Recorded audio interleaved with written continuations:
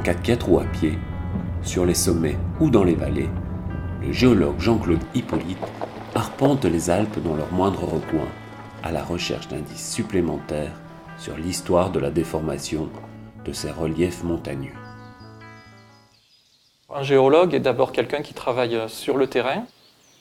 Il a des outils très simples, un marteau, une boussole, et une carte, et il va déterminer quels sont les types de roches dans différents secteurs et reporter ça sur des cartes ou sur des documents pour mieux comprendre leur répartition, leur origine, leur signification. Alors qu'il travaillait dans la région de la réserve géologique de Haute-Provence, la présence de galets en haut de certaines montagnes attirèrent particulièrement son attention.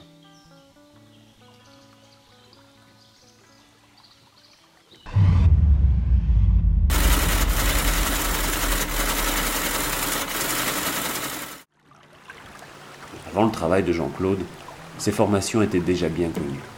On les attribuait à des galets que les rivières auraient transportés et déposés au Quaternaire pendant les dernières phases glaciaires. Mais certains détails parurent étranges à notre géologue.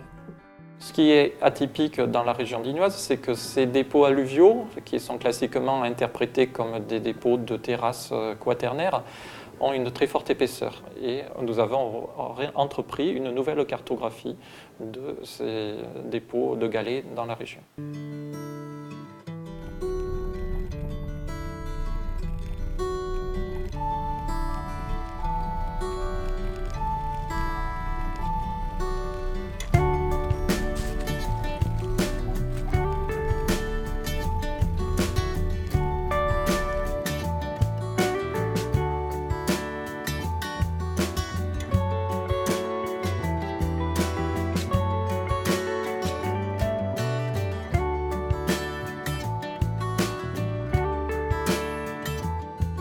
Ici, on a des galets qui proviennent d'une rivière, semblable à celle qui coule actuellement dans le fond, qui est la Bléone. Et dans ces galets, on peut voir différents types de pétrologie, on peut voir différents types de roches. On a notamment des calcaires, qu'on voit ici en gris, ici un peu plus noir. Et on a une roche particulière ici, qui est un grès, formé par des petits éléments de sable qui forment ces galets qu'on voit ici, qui donnent une roche très friable, qui redevient du sable, qui à l'origine était très dure.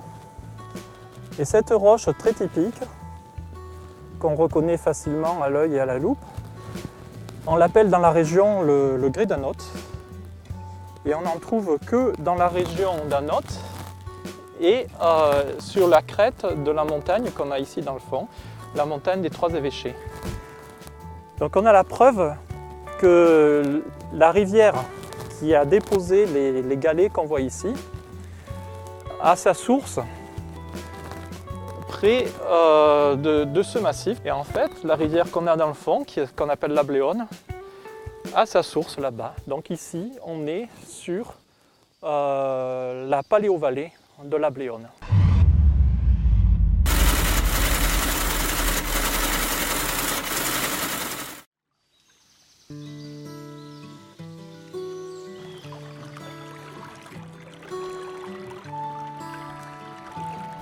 Alors classiquement, quand on a des dépôts alluvionnaires qui sont conservés, on pense au Quaternaire. Au Quaternaire, on a eu des rivières qui se sont encaissées, qui ont abandonné des dépôts, des galets à différentes altitudes. Quand la vitesse de l'eau augmente, certaines rivières peuvent creuser les alluvions qu'elles ont elles-mêmes déposées auparavant. On dit alors qu'elles s'encaissent. Des terrasses se forment de part et d'autre du lit des cours d'eau. Durant les dernières phases glaciaires et interglaciaires du Quaternaire, ce phénomène s'est produit à plusieurs reprises, en laissant dans le paysage plusieurs niveaux de terrasses. Les plus élevés sont les plus anciennes. Ici, on a quelque chose qui n'était pas habituel, c'est-à-dire qu'à la fois les dépôts alluvionnaires sont très épais, en même temps on n'a pas de niveau de terrasse au sommet, et dans Dans les phénomènes géologiques qui peuvent expliquer une telle épaisseur, on n'a qu'un phénomène connu, c'est l'érosion et le remplissage de canyons. Un canyon est le résultat de longues périodes d'érosion fluviale, souvent favorisées par des mouvements tectoniques. Les canyons sont généralement caractérisés par des vallées profondes et des pentes abruptes. Pour mieux comprendre cette morphologie de canyon, il a fallu la cartographier, c'est-à-dire la suivre tout autour. Et on a vu notamment qu'en bas, près du rocher, c'était le fond du canyon. Plus bas, on n'a pas de galets. Donc là, on est sur le fond de la vallée fossile. Et en face, ce versant, ça correspond au flanc de la vallée qu'on retrouve là dans le prolongement sous la forêt.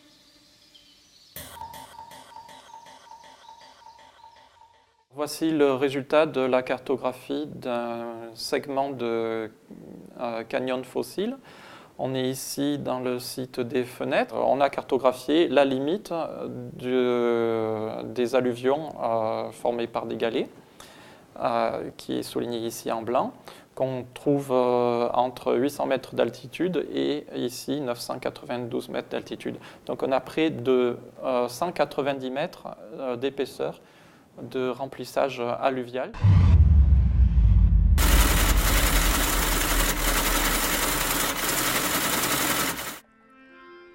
Pour expliquer de telles épaisseurs, le modèle de terrasse quaternaire ne fonctionnait pas. Il fallait trouver une autre explication. Et cette explication, Jean-Claude et ses collègues l'ont trouvée en pensant à un événement géologique d'une ampleur incomparable, l'évaporation de la Méditerranée, qu'ils nomment aussi assèchement messinien. Il y a 5,9 millions d'années, des mouvements tectoniques ont probablement fermé le détroit de Gibraltar et la Méditerranée s'est trouvée isolée de l'océan mondial et en quelques milliers d'années, elle s'est asséchée. Son niveau de base est descendu de 1500 à voire, certains pensent, 2500 mètres. Cette chute du niveau de base de la Méditerranée a eu une conséquence également sur les continents, puisque toutes les rivières et tous les fleuves ont eu leur niveau de base qui a chuté d'autant, et tous les fleuves se sont encaissés en formant des canyons. Alors maintenant, on a de nombreuses preuves qui indiquent que ce modèle est valable, mais pendant des années, ça a été un sujet très polémique. Et il a fallu trouver des arguments en faveur. Et notamment, dans la région, nous avons eu le professeur Georges Clauzon qui a œuvré toute sa carrière pour démontrer la validité de ce modèle en mettant en évidence des canyons dans toute la région provençale. Après son assèchement, la Méditerranée a commencé à se remplir à nouveau. Les rivières ont cessé de creuser des canyons. Ceux-ci se sont remplis progressivement de sédiments. Ce sont ces sédiments que Jean-Claude retrouve et cartographie en haut des montagnes. Sur cette carte, nous avons reporté les affleurements de canyons à remplissage pliocène que nous avons identifiés, et qui sont ici en jaune. Et nous avons reconstitué le tracé des cours d'eau il y a 5 à 3 millions d'années dans la région. Digne est ici. Nous avons actuellement la Bléone en blanc qui fait ce tracé et la Paléobléone d'il y a 3 à 5 millions d'années qui est ici en jaune. À ce niveau-là, au niveau de Chauvet, on avait la confluence entre la Bléone et le Paléobès, le canyon du Bès étant au col de l'Escuichière. On voit ici le tracé ancien, alors que le tracé actuel de la rivière du Bès est celui-ci, et la confluence est actuellement à ce niveau-là.